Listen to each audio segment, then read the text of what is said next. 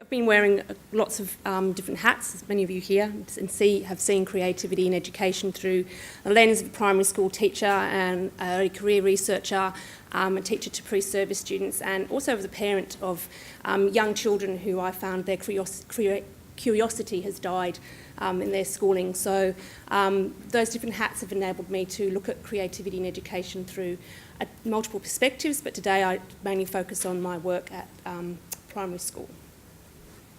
Okay, yep. So you're about to hear how I used a doctorate as a way to escape what I found to be a very restrictive school learning culture and to rediscover my own creative teacher identity.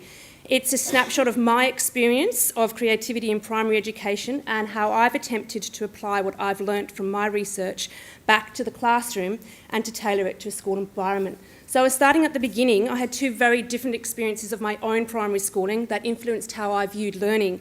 I went to a progressive school that encouraged curiosity and inquiry approaches, and then later in a mainstream government school that favoured rule-based extrinsic motivation and closed learning.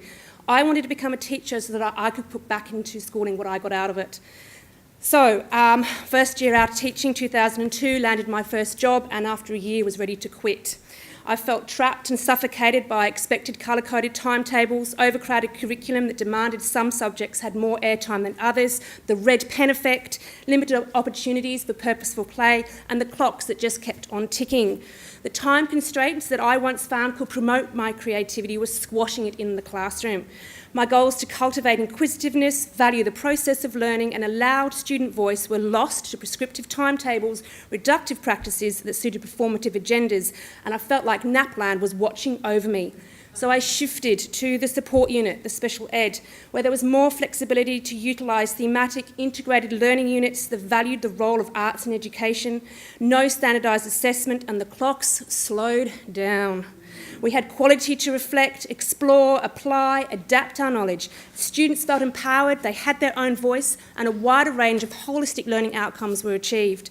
They still learnt content, they still had curriculum, but the classroom community determined the pace, not the timetable.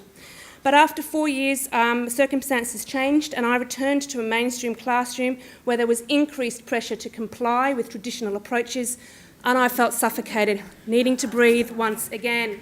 We did do problem solving in that science lesson where bridges were built but never finished, and we did do collaboration in choir. My colleagues from other schools and my own children told me how they felt rushed, demotivated and robotic. I needed to breathe air first, and I found that I breathed my air at a place called Sydney Story Factory. A wonderful place that provides free creative writing workshops to children in recognition of the importance of arts and creativity in education. It was a case study for my PhD, and I asked, did these creative writing workshops impact on students' holistic learning outcomes, and if so, how?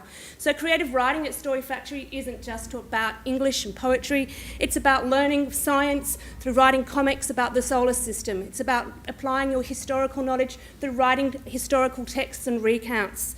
It's about just having fun and creativity beyond the boundaries of subjects. But more than that, it's about use a vehicle to facilitate the dispositions of creativity in education.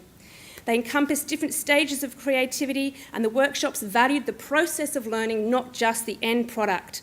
I found that the creative and cooperative learning environment was what worked at Story Factory. So I wanted to take that back to the school that I was teaching at. I tried to do creative writing workshops, failed miserably. Was I trying to fit a square peg into a round hole? I needed to shave those square edges off that peg, and the critical and creative thinking strand was my passport to embrace and teach creativity at a whole school level. But teachers like frameworks, and so do school systems, so I needed to tweak it. I placed it in the framework of the 4 Cs, which had been endorsed by the Department of Education, and I thought, right, I can get creativity to the staff under this 4C matching here. So, I can slow down. I'm poking holes into the conventional thinking about the purpose of creativity in the primary classroom. I'm exploring with staff the dispositions of creativity in education. I've devised a whole school framework to help teachers guide and practice creative learning strategies. But those practices challenged standardised teaching methods, and not surprisingly, I faced resistance. So in response, I got teachers to get involved with their own creativity. Have a go, take a risk, let's try and be collaborative. How about we get rid of the timetable? How about we look at more formative forms of alternative forms of assessment? Or do we focus more on the process of learning, not just the end product? But the parents were against us as well. So I decided to run parent workshops to teach them about what we were doing so that they could take this home. And actually I've got off my script, I was told never to do that. Sometimes I remind them of their own creativity and even introduce them to it as well. So the skill sets for each of the 4 Cs and the relationship between them were carefully facilitated through an explicit focus on critical and creative thinking, both in isolation and embedded through the curriculum. But because there was a shift to move cultural mindsets about what academic success looked like, I was careful to make sure I did that slowly. So we bring down the silos through STEM, STEAMed and now STEAMed, and project-based learning. But is that enough? My concern is that that's going to turn into another colour on the colour-coded timetable if it's not done properly. I had teachers say to me the other day, yeah, we do STEM, we've got a digital printer. No, that's not STEM. So change is happening, and it's happening in a number of schools that I have visited just recently. Teachers where I've been working have seen how creativity can move beyond the default of the creative arts, and it can be embedded throughout the curriculum. And I'm really pleased to see that. So I have recently created a network for teachers to hear their voices about what creativity in education looks like for them and how they face the challenges and how we can troubleshoot those challenges. I've spoken to the Futures Learning Unit at the Department of Education about what possible work there might be across a broader range of schools. Matisse says that creativity takes courage. I say that and a lot of perseverance. I've been able to work with pre-service teachers, and I've been passionate about creativity in education at pre-service level and current nows, and I continue to keep working with it because I do not want to let that creative spark that I found at Story Factory ever die in me. Thank you.